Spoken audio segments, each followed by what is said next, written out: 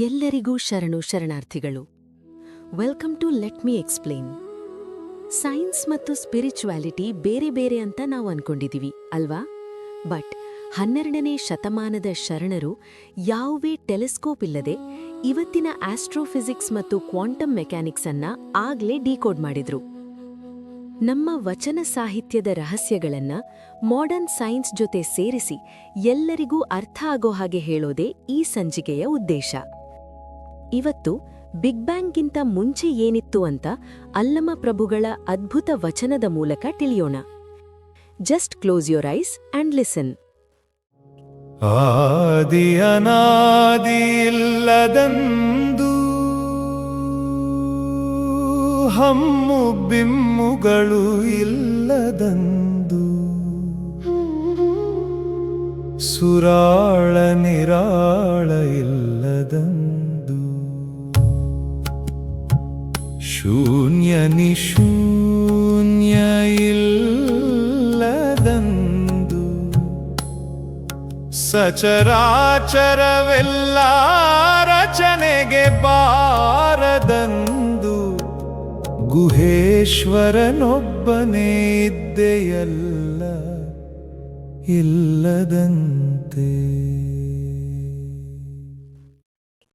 Wow, what a phenomenal vision, right? Allama ಪ್ರಭುಗಳು ನಮ್ಮನ್ನ time ಶುರುವಾಗೋದಕ್ಕೂ ಮುಂಚಿನ ಸ್ಥಿತಿಗೆ ಕರ್ಕೊಂಡು ಹೋಗ್ತಿದ್ದಾರೆ. ಇದನ್ನೇ ಶರಣರು ಶೂನ್ಯ ತತ್ವ ಅಂತ ಕರೆದ್ರು. ಶೂನ್ಯ ಅಂದ್ರೆ ಬರೀ ಎಂಟಿನೆಸ್ ಅಥವಾ ಬರೀ ಖಾಲಿತನ ಅಲ್ಲ. It is a state of infinite potential.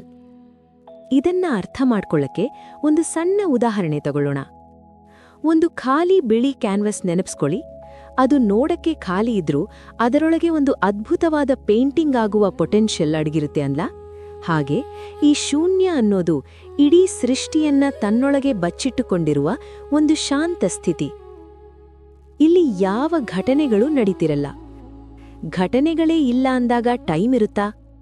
No, it is completely timeless.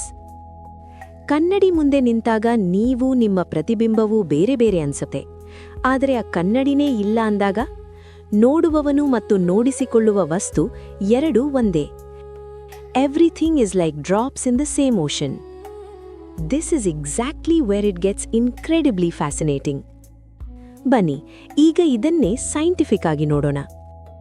ಹಿಂದೆಲ್ಲ ವಿಜ್ಞಾನಿಗಳು ಸ್ಪೇಸ್ ಅಂದ್ರೆ ಒಳಗಡೆ ಏನೇನೂ ಇಲ್ಲದ ಒಂದು ದೊಡ್ಡ ಖಾಲಿತನ ಅಂತ ಅಂದ್ಕೊಂಡಿದ್ರು. ಆದರೆ ಇವತ್ತಿನ ಕ್ವಾಂಟಮ್ ಮೆಕ್ಯಾನಿಕ್ಸ್ ನಮಗೆ ಕ್ವಾಂಟಮ್ ವ್ಯಾಕ್ಯೂಮ್ ಅನ್ನೋ ಕಾನ್ಸೆಪ್ಟ್ ಕೊಟ್ಟಿದೆ. The vacuum of space is never truly empty. ಅದು ಕುದಿಯುವ ಬಿಸಿ ನೀರಿನ ಪಾತ್ರೆ ಇದ್ದ ಹಾಗೆ. ಬಿಸಿ ನೀರಿನಲ್ಲಿ ಗುಳ್ಳೆಗಳು ಹೇಗೆ ಟಪ್ ಟಪ್ ಅಂತ ಹುಟ್ಟಿ ಒಡೆದು ಹೋಗುತ್ತವೋ ಹಾಗೆ ಆ ಅಗೋಚರ ಶಕ್ತಿಯಿಂದ ಸಬ್ ಅಟಾಮಿಕ್ ಪಾರ್ಟಿಕಲ್ಸ್ ಸದಾ ಹುಟ್ಟುತ್ತಾ ಅಳಿಯುತ್ತಾ ಇರುತ್ತವೆ. ಆ ಶೂನ್ಯದ ನಿಶ್ಶಬ್ದತೆಯಲ್ಲಿ ಒಂದು ಸಣ್ಣ ಕಂಪನ ಅಂದರೆ ಒಂದು ಫ್ಲಕ್ಚುಯೇಷನ್ ಆದಾಗ ಎನರ್ಜಿ ಸ್ಫೋಟಗೊಳ್ಳುತ್ತೆ. In modern terms, that is exactly the big bang. ಆ ಎನರ್ಜಿ ಸ್ಫೋಟಗೊಂಡಾಗ ಘಟನೆಗಳು ಶುರುವಾದವು. ಘಟನೆಗಳು ಶುರುವಾದಾಗಲೇ ಆ ಗಡಿಯಾರದ ಮುಳ್ಳು ಟಿಕ್ ಟಿಕ್ ಅಂತ ಓಡೋಕೆ ಶುರುವಾಗಿದ್ದು, ಅಂದ್ರೆ ಟೈಮ್ ಹುಟ್ಟಿಕೊಂಡಿದ್ದು. ಕಾಲ ಅನ್ನೋದು ಸ್ವತಂತ್ರ ಅಲ್ಲ, ಅದೊಂದು ಅಳತೆ ಪಟ್ಟಿ ಅಷ್ಟೇ ಅಂತ ಶರಣರು ಎಷ್ಟು ಸ್ಪಷ್ಟವಾಗಿ ಹೇಳಿದ್ದಾರೆ ನೋಡಿ. ಆಲ್ಬರ್ಟ್ ಐನ್ಸ್ಟೈನ್ ಅವರ ಸಿದ್ಧಾಂತ ನಮಗೆ ಸ್ಪೇಸ್ ಮತ್ತು ಟೈಮ್ ಎರಡೂ ಬೇರೆ ಅಲ್ಲ, ಅವು ಒಂದೇ ನಾಣ್ಯದ ಎರಡು ಮುಖಗಳ ತರಹ ಬೆರೆತು ಹೋಗಿವೆ ಅಂತ ಹೇಳಿಕೊಡ್ತು. ಎನರ್ಜಿ ಮತ್ತು ಮಾಸ್ ಎರಡೂ ಒಂದೇ. ಅದನ್ನೇ ವಿಜ್ಞಾನ E=mc² ಅಂತ ಕರೆಯುತ್ತೆ. ಒಂದು ಭಾರವಾದ ವಸ್ತುವನ್ನ ರಬ್ಬರ್ ಶೀಟ್ ಮೇಲೆ ಇಟ್ಟರೆ ಅದು ಹೇಗೆ ಬಾಗುತ್ತದೋ ಹಾಗೆ ಗುರುತ್ವಾಕರ್ಷಣೆ ಅಂದ್ರೆ ಗ್ರಾವಿಟಿಯಿಂದ ಈ ಸ್ಪೇಸ್ ಬಾಗುತ್ತದೆ.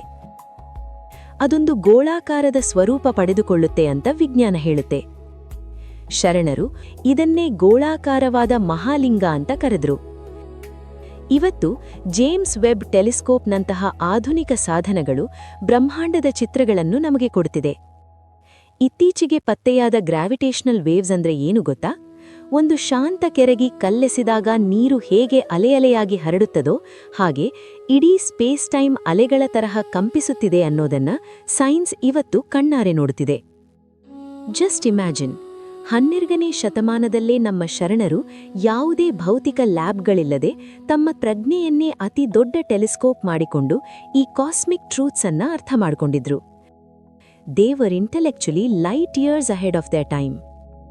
ಸೊ ಈ ವಿಚಾರಗಳು ನಮ್ಮ ಎವ್ರಿಡೇ ಲೈಫ್ಗೆ ಯಾಕೆ ಬೇಕು? ಬ್ಯುಸಿ ಲೈಫ್ನ ಟೆನ್ಷನ್ನಲ್ಲಿ ನಾನೊಬ್ಬಂಟಿ ಅಂತ ನಿಮ್ಗೆ ಅನ್ಸಿದಾಗ ನೆನಪಿರ್ಲಿ, ಆ ಬಿಗ್ ಬ್ಯಾಂಗ್ನ ಅಗಾಧ ಎನರ್ಜಿನೇ ಇವತ್ತು ನಿಮ್ಮ ಉಸಿರಲ್ಲೂ ಇದೆ.